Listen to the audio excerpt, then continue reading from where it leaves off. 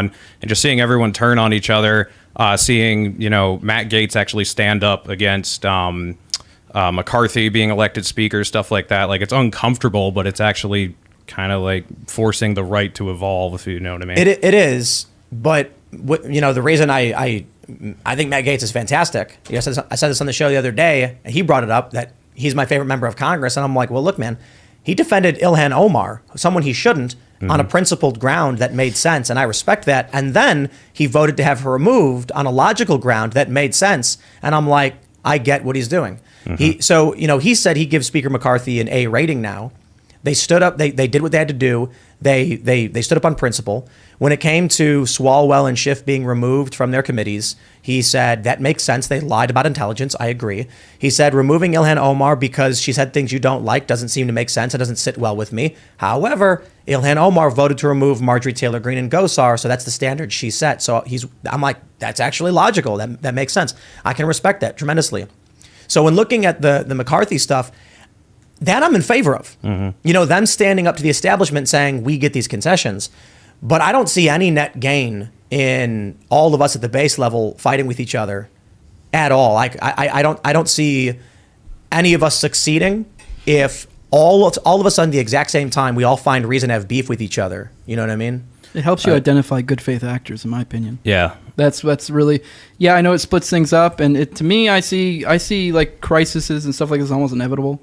I think you're almost better to make the best of it. And what this was you're able to identify things. From here, you're able to see who your in-group was, who your out-group was, who's willing to act in good faith, who's not. I mean, that's not to say they're perfect actors on either side, but you can tell, throughout all this drama, there's been so many crazy claims, and it allows you to be like, yeah, I probably won't work with that person, probably not going to interact with them, et cetera, et cetera. You don't have to cause a problem over it, but it allows you to be able to see the battlefield, what's going on, et cetera, et cetera. Yeah, this is the challenge that I basically see with all of this stuff is, this should not be happening at Veritas at all.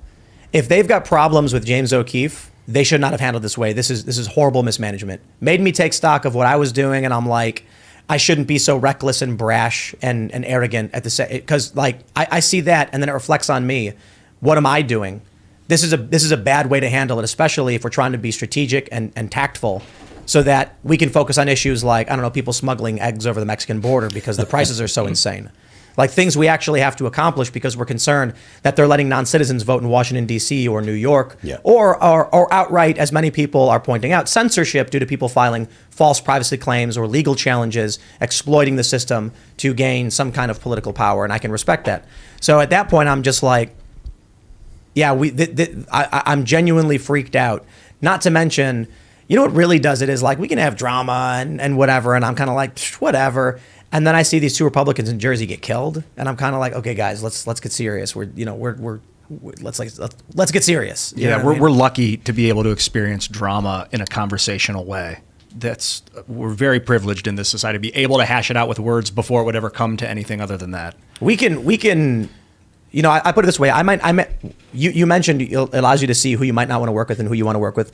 We can see the camps, right? The audience sizes here and a different audience here, and there's some overlap, and some people get mad this way and some people get mad that way.